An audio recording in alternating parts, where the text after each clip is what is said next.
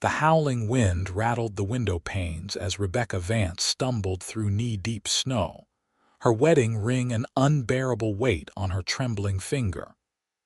Blood trickled from her split lip, freezing against her skin in the bitter cold of the Nevada winter of 1875.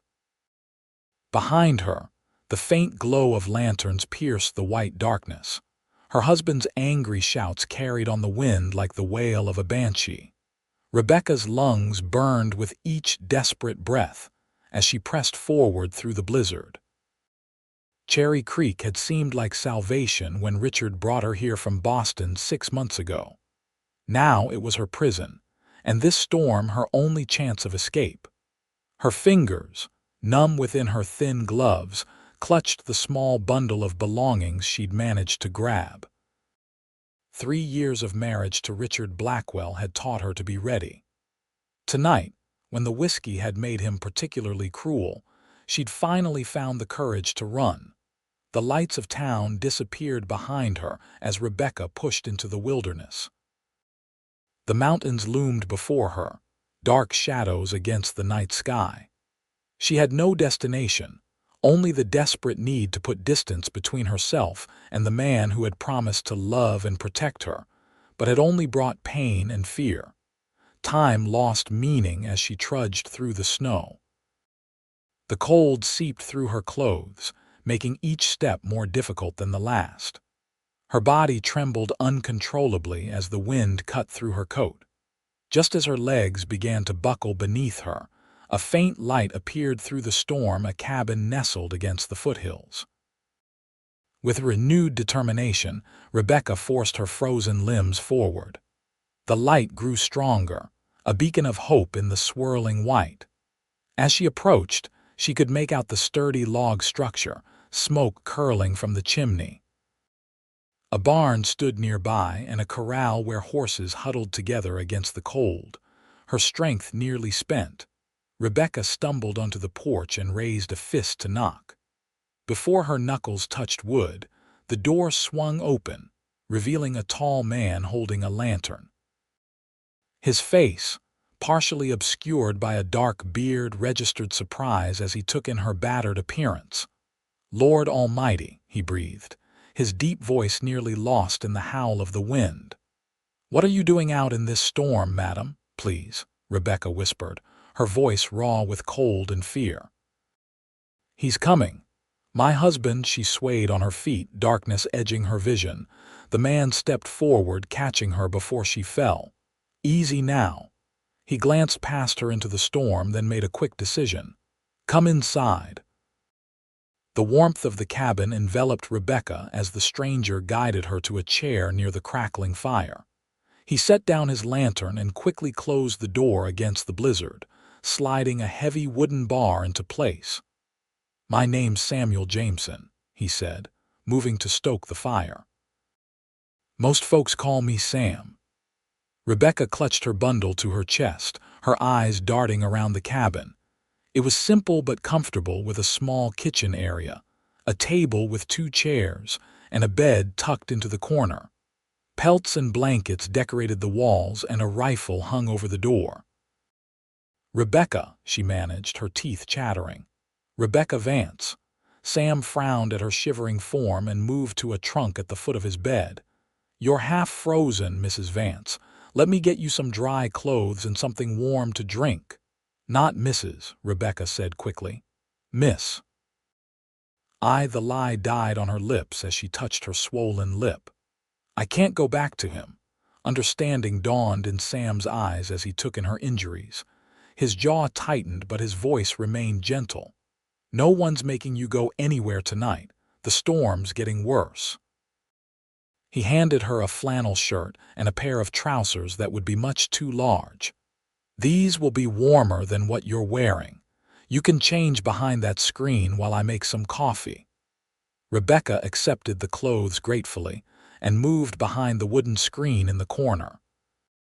As she stripped off her wet garments, she heard Sam moving about the cabin, the clink of cups and the pop of the fire the only sounds besides the howling wind. The clothes engulfed her small frame, but they were blessedly dry and warm. She rolled up the sleeves and pant legs, then secured the trousers with a piece of rope Sam had provided. When she emerged, he had a steaming cup waiting for her. "It's not fancy, but it'll warm you up," Sam said, gesturing for her to sit at the table.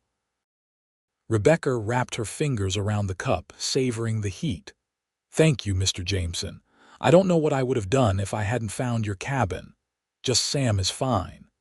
He sat across from her, his own cup cradled in large, calloused hands. "Want to tell me who you're running from?" Rebecca stared into her coffee.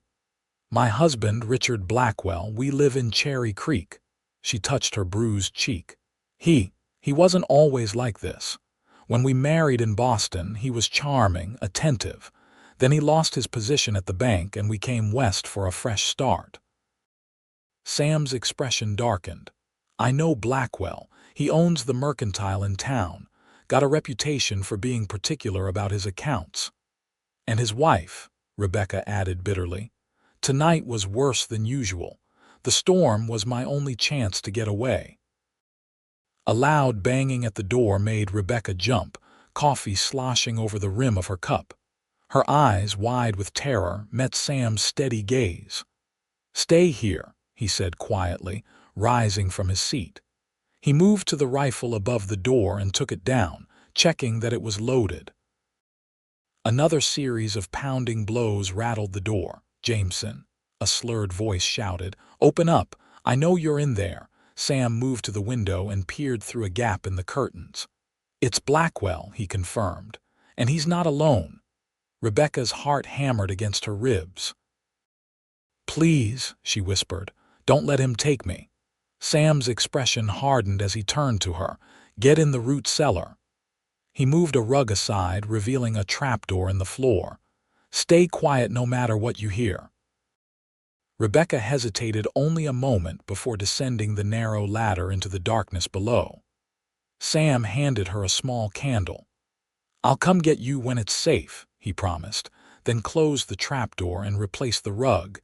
In the dim cellar, Rebecca could hear muffled voices above. She strained to listen, clutching the candle with trembling hands. "Blackwell," she heard Sam say. "What brings you out on a night like this?" "My wife's gone missing," Richard slurred. "Thought she might have passed by here." "Haven't seen anyone," Sam replied. "Been holed up since the storm started. Mind if we take a look around?" Another voice, one Rebecca recognized as Deputy Marshal Porter, a man firmly in Richard's pocket. "Actually, I do mind," Sam said evenly. "It's late, and I'm not in the habit of entertaining uninvited guests."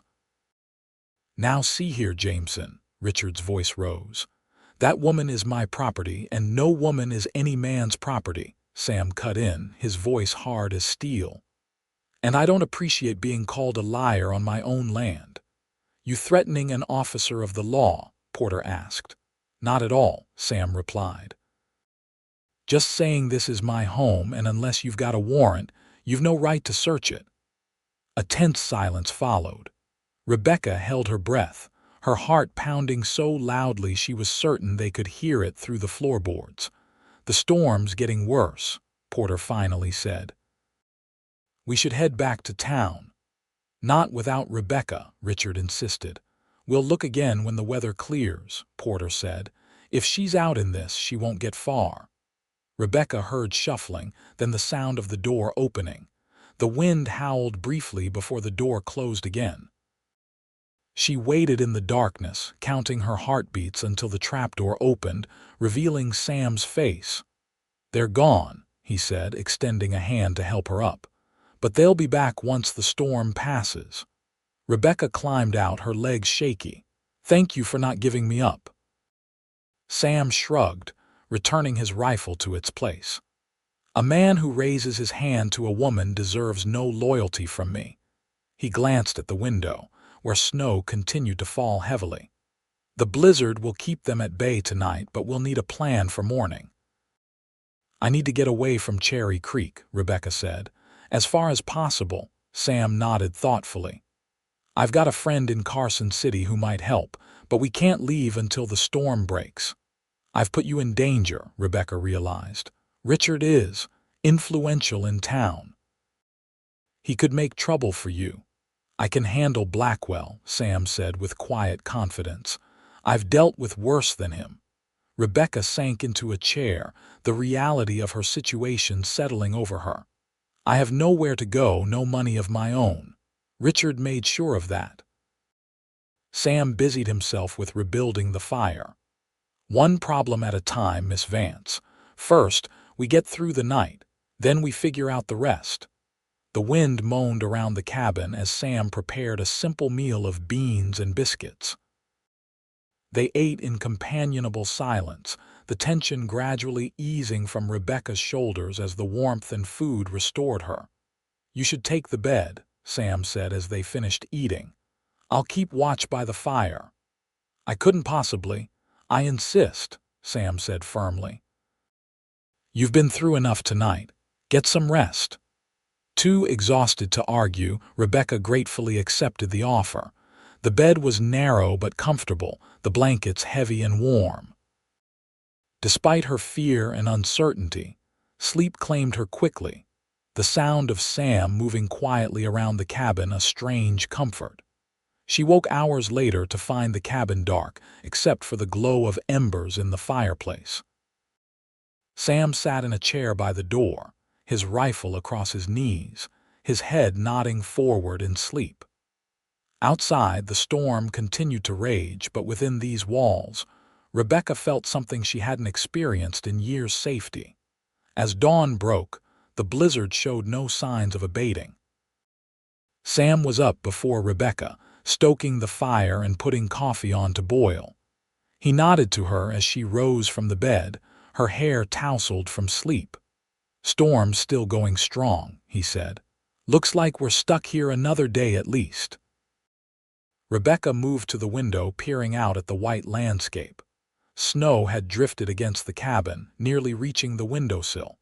I've never seen such a storm. Worst one in 10 years, Sam agreed, pouring coffee. Might be a blessing in disguise, gives us time to plan. Over breakfast, Sam told Rebecca about his life.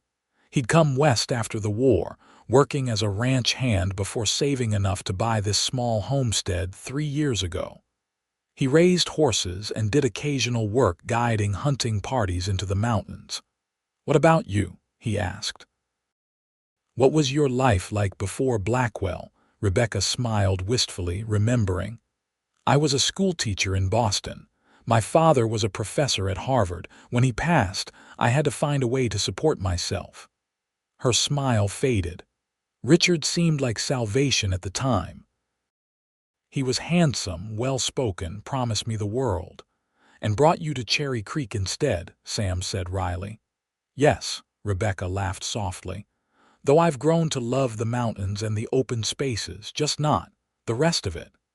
As the day progressed, they fell into an easy rhythm. Sam tended to chores around the cabin while Rebecca helped with cooking and mending a torn shirt she found in his mending pile. The storm provided a strange bubble of peace, a respite from the reality waiting beyond the howling wind. By evening, they had formulated a plan. When the storm cleared, Sam would take Rebecca to his friend Jacob in Carson City. Jacob owned a hotel and could provide Rebecca with work and a place to stay until she decided her next move. What about Richard? Rebecca asked as they sat by the fire. He won't just let me go. Sam's expression was grim. Let me worry about Blackwell. Once you're safely away, I'll handle him. I can't ask you to risk yourself for me, Rebecca protested. You didn't ask, Sam pointed out. I'm offering. Their eyes met across the small space and something shifted between them. Rebecca looked away first, a flush climbing her cheeks. Why would you do this for a stranger? She asked softly. Sam was quiet for a long moment.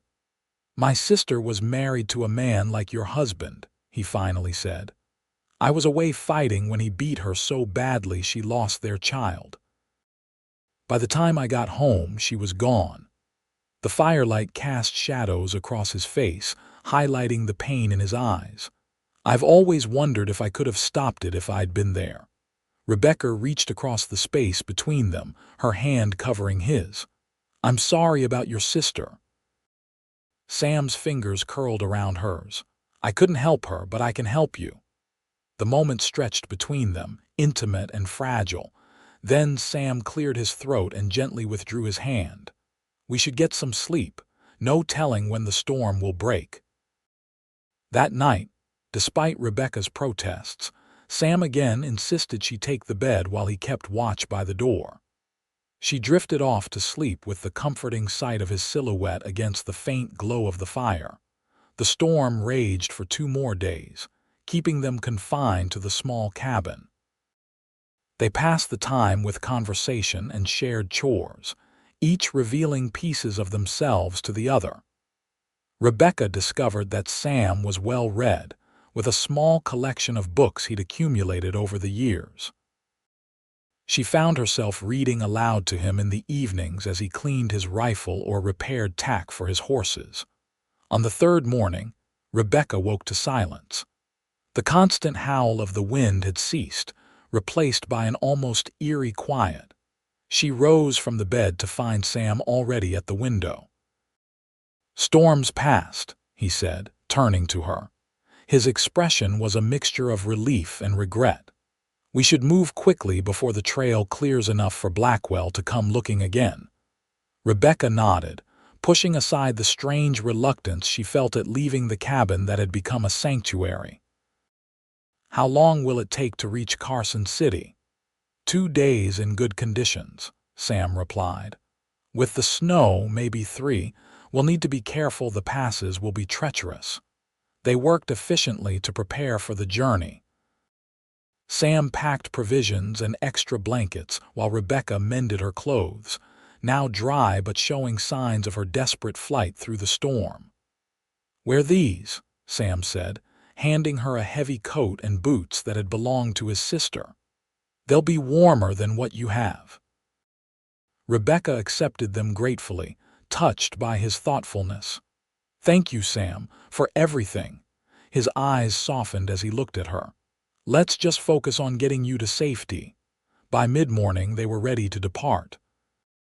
Sam had saddled 2 horses, his sturdy buckskin gelding for himself and a smaller bay mare for Rebecca. He helped her mount, his hands strong and sure at her waist. "Stay close," he instructed as they set out. "The trail will be hard to follow in places." They rode in silence, the horses picking their way carefully through the deep snow.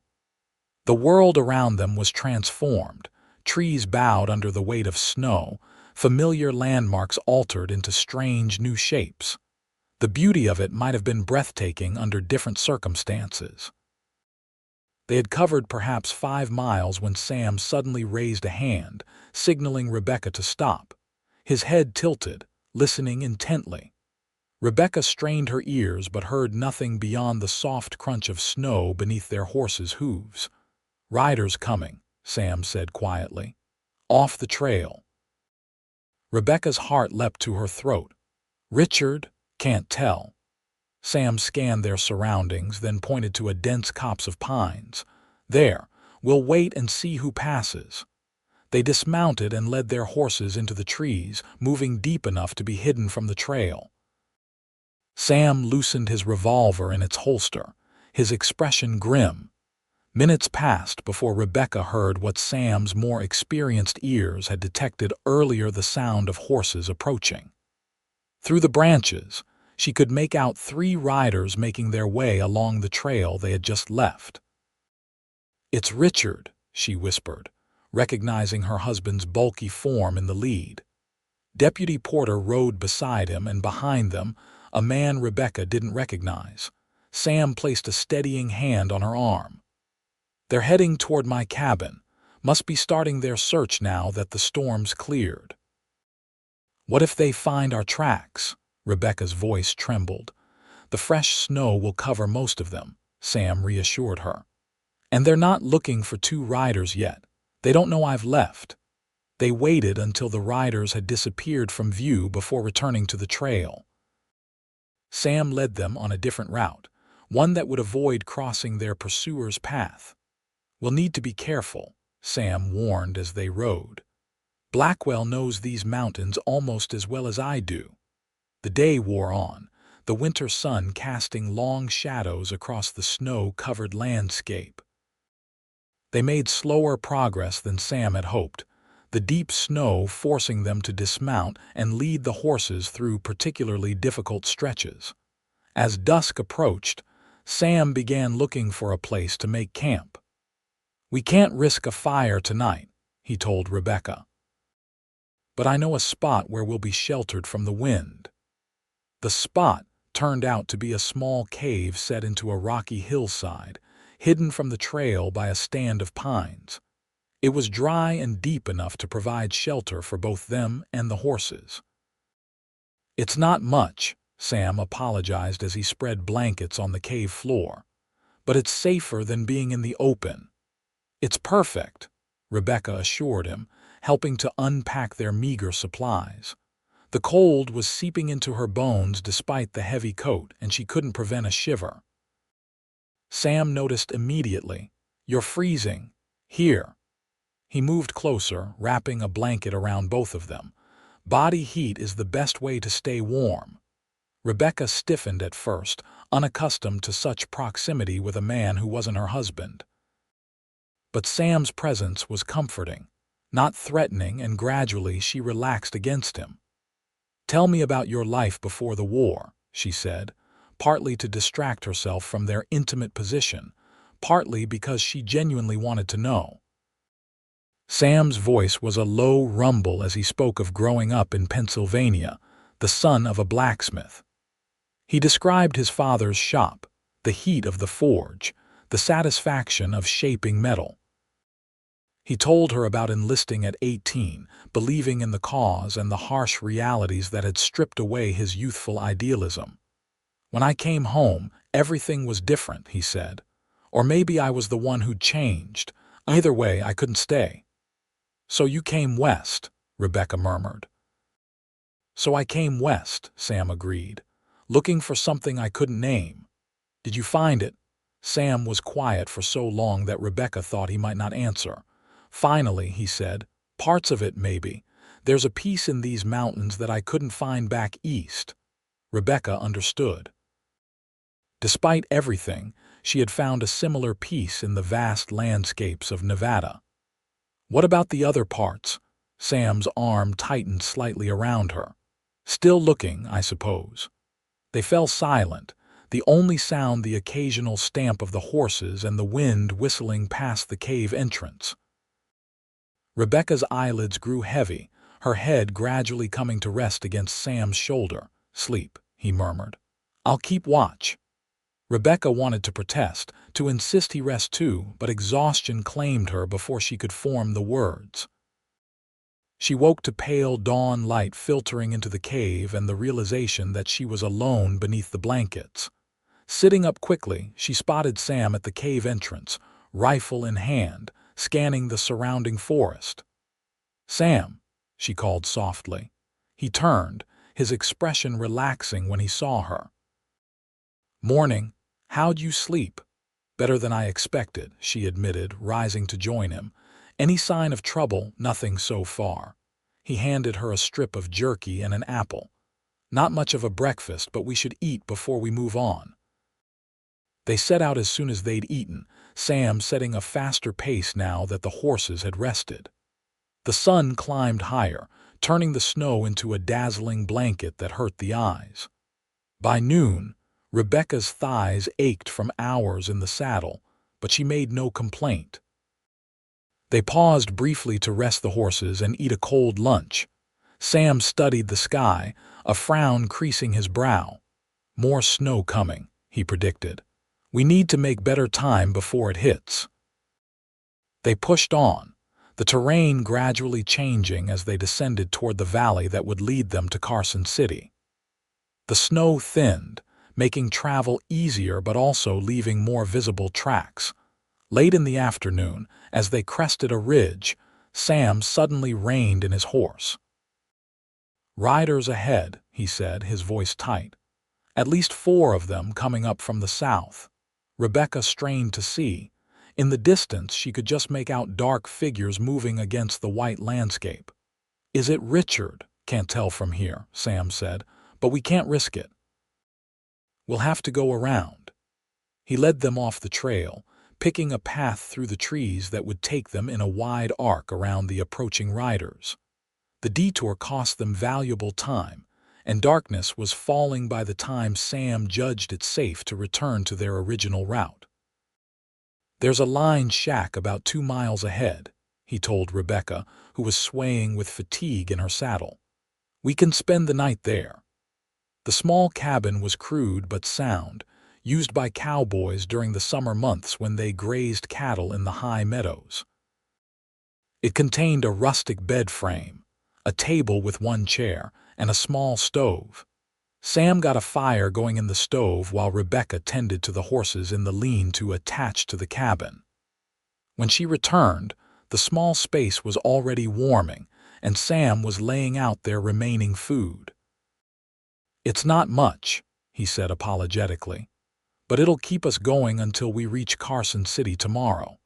Rebecca sank onto the edge of the bed, suddenly overwhelmed by the events of the past days. "I don't know how to thank you," she said, her voice breaking. "You've risked everything to help me." Sam knelt before her, taking her cold hands in his.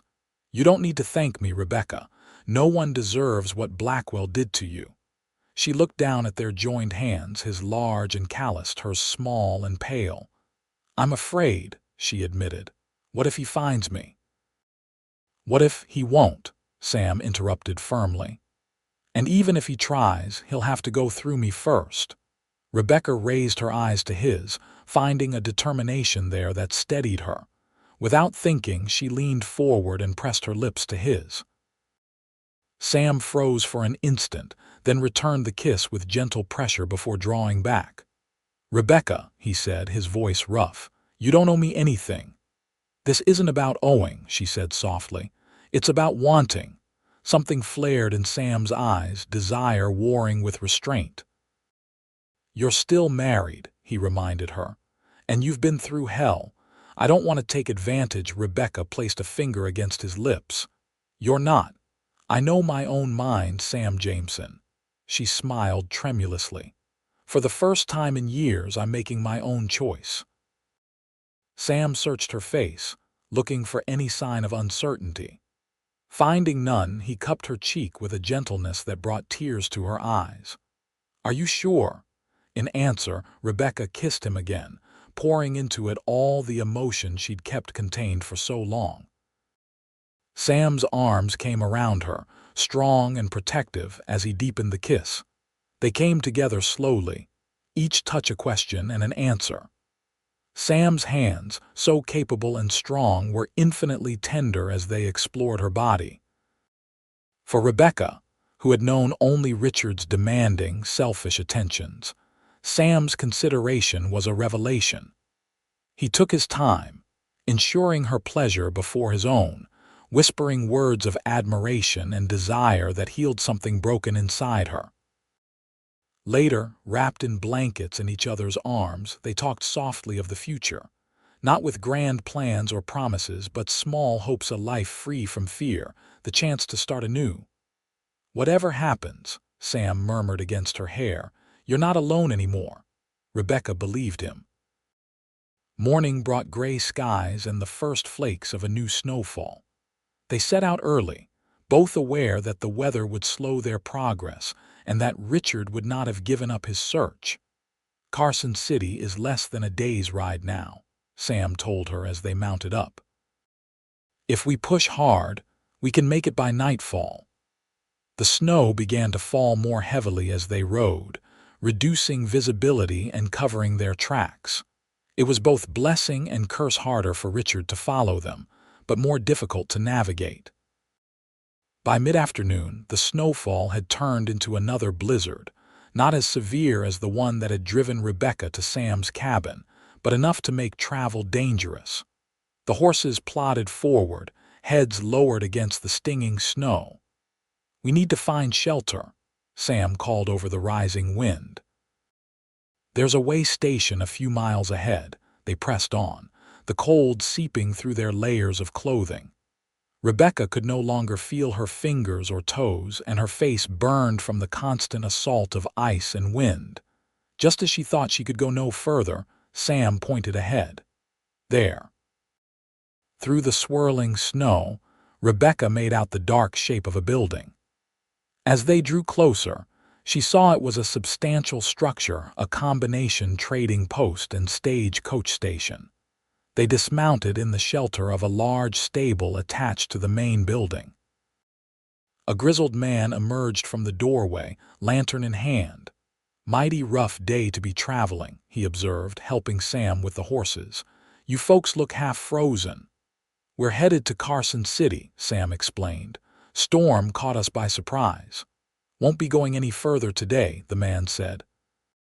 "Or tomorrow, likely, if this keeps up. I'm Thomas Bailey. My wife Martha and I run this place." Inside, they were greeted by the heavenly aroma of stew cooking and the warmth of a blazing fire. Martha Bailey, a plump, motherly woman, took one look at Rebecca's exhausted face and ushered her to a chair by the hearth. "You poor dear," she clucked. "Let's get you warmed up and fed."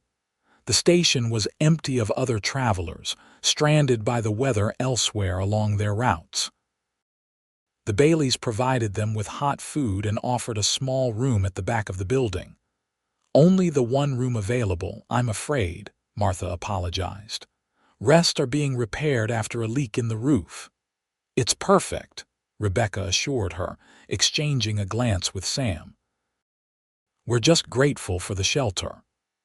After dinner, Sam stepped outside to check on the horses, giving Rebecca a chance to speak privately with Martha.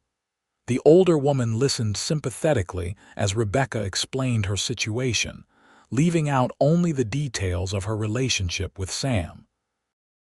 "My dear, you're not the first woman to find herself in such circumstances," Martha said kindly. "Though I must say you're fortunate to have found a man like your Mr. Jameson to help you." "He's not my," Rebecca began, then stopped. What was Sam to her exactly? More than a rescuer, but not yet. Anything defined? "Yes," she said instead. "I am fortunate." Martha's eyes twinkled knowingly. "Well, whatever he is or isn't, he looks at you like you hung the moon. Not many women are lucky enough to have that." When Sam returned, brushing snow from his coat, Rebecca watched him with new awareness. Did he truly look at her that way? And what did it mean for their future? They retired to their room early, both exhausted from the journey. The space was small but clean, with a narrow bed and a washstand. Sam hesitated at the door, suddenly awkward despite their intimacy the previous night. "I can sleep on the floor," he offered. Rebecca shook her head, reaching for his hand. "No, stay with me," he did, holding her close as the storm raged outside.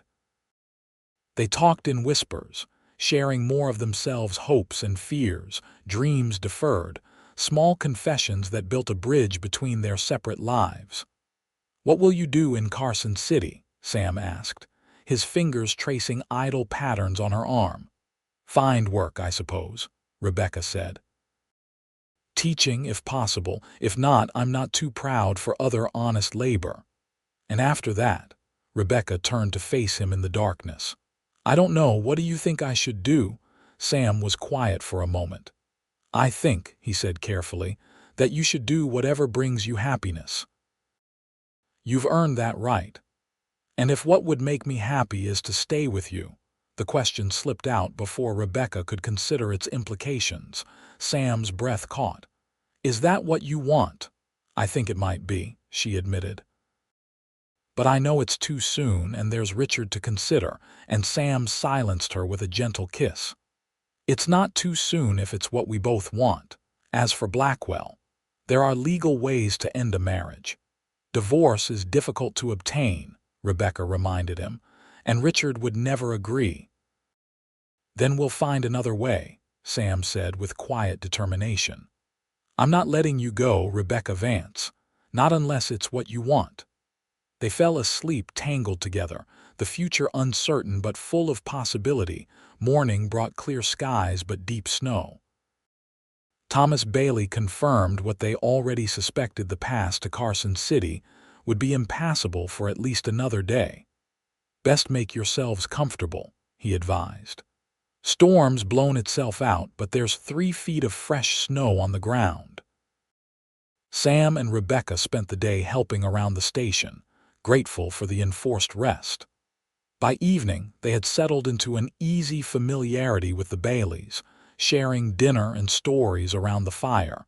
As they prepared for bed, Rebecca noticed Sam seemed preoccupied. "What's wrong?"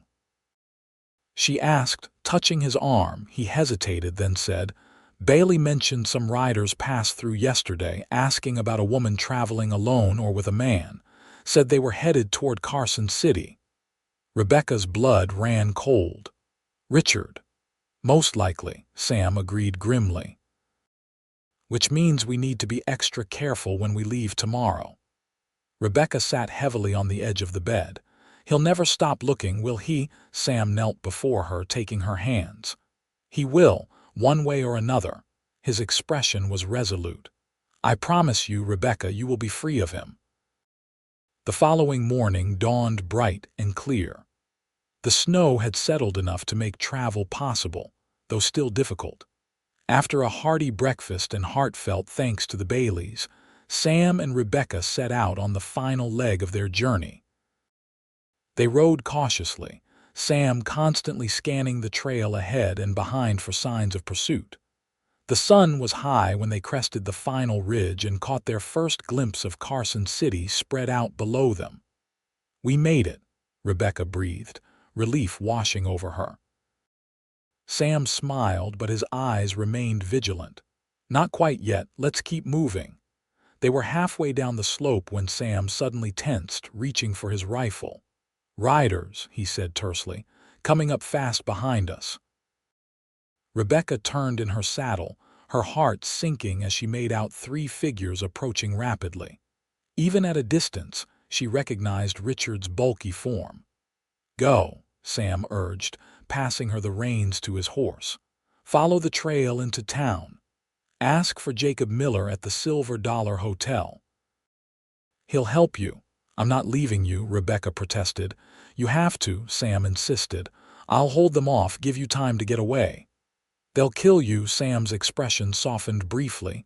"They can try." He squeezed her hand. "Go, Rebecca, now." With a last desperate look, Rebecca dug her heels into her horse's sides and galloped toward Carson City. Behind her, she heard Sam's voice ring out, ordering the approaching riders to halt.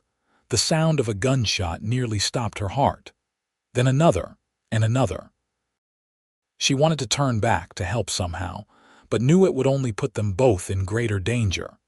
Tears blurring her vision, Rebecca rode hard for the town, praying that Sam would be all right. Carson City was larger than Cherry Creek, a proper city with brick buildings and busy streets. Rebecca drew curious glances as she rode in, disheveled and obviously distressed. She stopped the first person she saw, a young man loading crates outside a store. "The Silver Dollar Hotel," she gasped. "Where is it?" "2 blocks down, madam," he replied, pointing. "Everything all right?" Rebecca didn't answer, already urging her horse forward. The Silver Dollar was an imposing 3-story building with a freshly painted sign. She dismounted awkwardly, tying both horses to the hitching post, and rushed inside. The lobby was well appointed, with polished wood and brass fixtures. A clerk looked up from the desk, startled by her abrupt entrance. "I need to speak with Jacob Miller," Rebecca said breathlessly. "It's urgent." The clerk hesitated, taking in her appearance. "Mr. Miller is quite busy. Tell him Sam Jameson sent me," Rebecca interrupted. "Please, it's life or death." At the mention of Sam's name, the clerk's demeanor changed. "Wait here," he said, disappearing through a door behind the desk. Moments later, a tall man with graying hair and a neatly trimmed beard emerged. "I'm Jacob Miller," he said, his keen eyes assessing Rebecca. You mentioned Sam Jameson. Yes, Rebecca confirmed. He told me to find you. He's in trouble. My husband and his men caught up to us on the road. Sam stayed behind to give me time to get away. Understanding dawned in Jacob's eyes. You must be Rebecca. At her surprised look, he explained, Sam sent a telegram from the way station yesterday, told me to expect you both. He gestured to a young man hovering nearby. Peter, get Sheriff Davis. Tell him there's trouble on the North Road. Jacob turned back to Rebecca. Come with me. You'll be safe here until Sam arrives. If he arrives, Rebecca said, her voice breaking. There were gunshots. Jacob's expression was grim but determined. Sam Jameson is the toughest man I know. If anyone can handle your husband, it's him. He led her to a private sitting room off the lobby, where a maid brought tea and sandwiches that Rebecca couldn't bring herself to touch. Jacob sat with her, offering quiet reassurance as they waited for news. The grandfather clock in the corner had just struck 3 when the door burst open. Rebecca leapt to her feet, her heart soaring as Sam strode in, dusty and disheveled but very much alive. Sam, she flew into his arms, heedless of Jacob's presence. I thought I heard shots. I'm all right, he assured her, holding her tight. Just a graze. He nodded to Jacob over her head. Thanks for looking after her. Of course, Jacob replied. What happened out there? Sam guided Rebecca back to her seat, keeping her hand firmly in his. Blackwell and 2 of his men caught up to us about 5 miles out. I tried to reason with them, but Blackwell wasn't interested in talking. Richard, Rebecca whispered. He's alive, Sam assured her. Currently in the custody of Sheriff Davis along with his friends. They'll be facing charges for attempted murder, among other things. Relief made Rebecca's knees weak. They shot at you, Blackwell did, Sam confirmed. Missed, mostly. He touched his upper arm, where Rebecca now noticed a bandage peeking from beneath his torn sleeve. Deputy Porter actually helped subdue him when he saw what was happening. Seems he has limits to what he'll do, even for his benefactor. Jacob poured a measure of whiskey and handed it to Sam. You always did have a talent for finding trouble, my friend. Sam accepted the drink with a tired smile. Or it finds me. His eyes met Rebecca's. Worth it, though. Jacob tactfully excused himself, leaving them alone. Rebecca immediately moved to examine Sam's injury, despite his protests that it was nothing serious. You could have been killed, she said, her fingers gentle as she checked the bandage. But I wasn't, Sam pointed out. And now Blackwell's where he belongs, behind bars. For how long? Rebecca asked. That depends partly on you, Sam said seriously. The sheriff will want your statement about what Blackwell did to you. With that and the attempted murder charges, he's looking at years in prison. Rebecca's mind whirled with implications. And us? What happens now? Sam took both her hands in his. That's up to you, Rebecca. You're free to make your own choices now. What if my choice is you? She asked softly. Sam's eyes darkened. Then I'd say we have some planning to do. He hesitated. There's something I need to tell you first about my cabin. Rebecca frowned. What about it? It's gone, Sam said simply. Blackwell and his men burned it down before they came after us. Shock and guilt washed over Rebecca. Oh, Sam, you're home. Because of me? No, Sam interrupted firmly. Because of Blackwell's cruelty, not because of you. And a cabin can be rebuilt. His expression softened. It was just a place. What matters is that you're safe. Rebecca leaned forward, resting her forehead against his. Where will we go? Wherever you want, Sam promised. I've got some money saved. Enough to start over somewhere new, if that's what you'd like. The enormity of that freedom to choose, to build a life on her own terms, overwhelmed Rebecca. I don't know what I want yet, she admitted.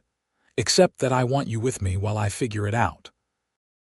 Sam smiled, the first truly carefree expression she'd seen on his face. That I can promise. In the days that followed, Rebecca gave her statement to Sheriff Davis, a process both painful and liberating. Richard, faced with multiple serious charges and testimony from his own deputy about his behavior, was denied bail and held for trial. Jacob Miller offered Rebecca a position as a teacher for the children of Carson City's more prosperous families, many of whom stayed at his hotel during the winter months. It was temporary work, but it gave her purpose and a small income of her own while she and Sam considered their future. Sam, meanwhile, filed a claim for compensation for his destroyed property and took on work breaking horses for a local rancher. Each evening he returned to the hotel where Rebecca waited, their reunion always sweet regardless of the few hours of separation. As spring approached, bringing with it Richard's trial and the legal proceedings for Rebecca's divorce, Sam took her riding in the hills above Carson City. They stopped at a promontory overlooking the valley, the snow now melted to reveal the first green shoots of the season. "What do you think?" Sam asked, gesturing to the view. Rebecca breathed in the fresh air, feeling the promise of renewal in the warming breeze. "It's beautiful." "I was thinking," Sam said carefully, "that it might be a good place for a house. Good grazing for horses, protected from the winter winds, not too far from town." Rebecca turned to him, understanding dawning. "A house?" Sam dismounted and helped her down from her horse. Taking her hands, he looked into her eyes with an expression of such tenderness that it brought tears to her own. "I know it's soon," he began. "And I know you're still finding your way to your own freedom, but I love you, Rebecca Vance. I think I started falling for you that first night when you appeared on my doorstep in the blizzard." Rebecca's heart soared at the words. "Sam, let me finish," he said gently. "I'm not asking for promises yet, just possibilities. A place we could build something new when you're ready. If you want to." Rebecca looked from Sam to the land spread before them, rich with potential. 6 months ago, she had been trapped in a life of fear and pain, believing escape impossible. Now she stood on the threshold of a future she could shape with her own hands, alongside a man who had shown her what true love and respect looked like. "I don't need more time," she said, her voice steady with certainty. "I know what I want, Sam Jameson. I want this land and a home we build together and a life where I never have to be afraid again." She stepped closer, placing a hand against his cheek. "I love you. I think perhaps I have since that first night too." The kiss they shared was a promise more binding than any words. When they finally parted, Sam's eyes were bright with emotion. "Then we'll build it," he said simply. "Our home." 1 year later, Rebecca stood on the porch of that home, watching as Sam worked with a young colt in the corral nearby. The house was modest but solid, built with their own hands and those of friends who had helped raise the walls and set the roof beams. Richard's trial had ended with a 15-year sentence, his influence in Cherry Creek destroyed by the revelations of his brutality. The divorce had been granted without contest, freeing Rebecca to marry Sam in a simple ceremony performed by Jacob Miller, who had obtained a license specifically for the occasion.